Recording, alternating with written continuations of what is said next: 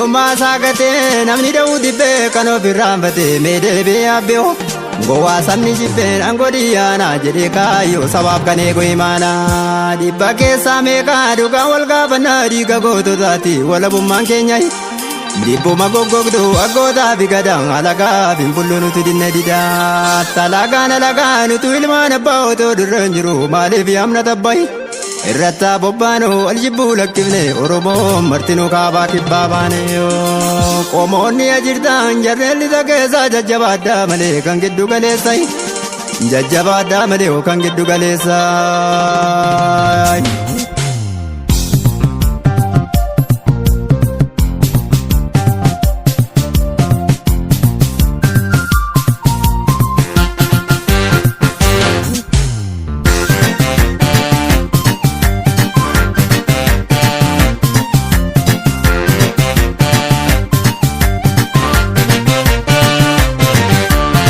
Leenca bosonati goota Oromooti yoon sirraa fagaadde manaaf du'a kooti.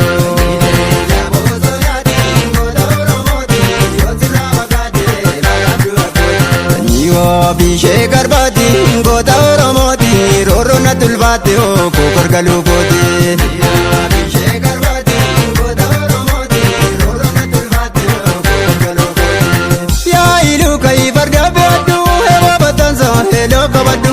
Adewii dhuftee ofirraa godhadhu yaa kadhiidha ilmaa wannabe naaman taatu seenaatti qabe badingee hundi gulaalameera goota Oromoo nyaattee dodora.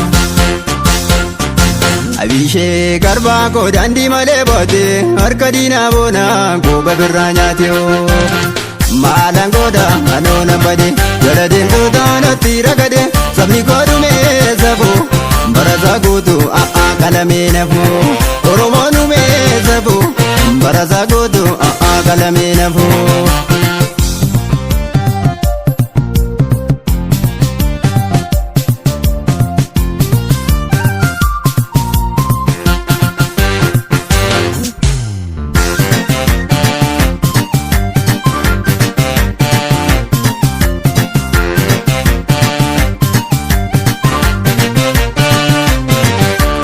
Bankoo waakoo kutuuti ilolta Oromoo maraa dhompir lafa buusee walaliiti yaaraa. Bankoo waakoo kutuuti ilolta Oromoo maraa dhompir lafa buusee walaliiti yaaraa. Sanyiin koo elemoo qiltuuti goota jarjar keessa baroodee wal waamee loltuun gaara keessa.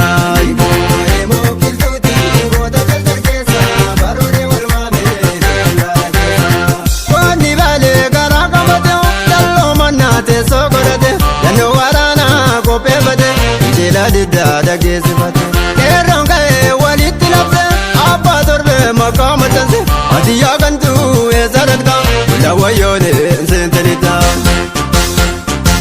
Abishee garbaa koo daandii malee boote harka diinaa boonaa gooba birraa nyaate maalaan gooda anoona bade jala deemtoota natti ragade sabni koo dhumee safuu. Barasaa guutuu qalamee nafuu Oromoon dhumee safuu barasaa guutuu qalamee nafuu.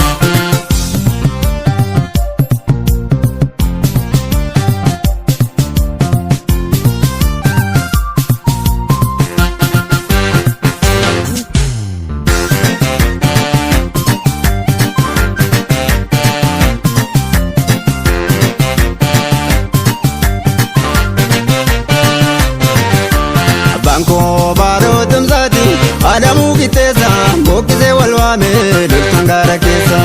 Bankoo baaroo tumsaati adamuu qixxeessa boqqisee wal waamee loltuun gaara keessa. Sanyii laggaasaa wagiiti goota Oromooti yooni mana nyaate manaaf du'a kooti.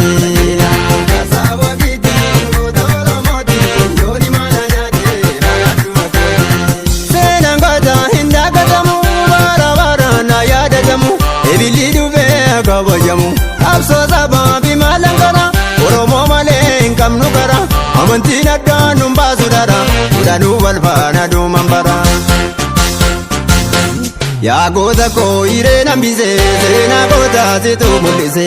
Yaa goota koo hiree nambisee seenaa goota situ mul'ise. Yaa Oromoo kan isa birraa roorroo ol baattee deebisoo birraa.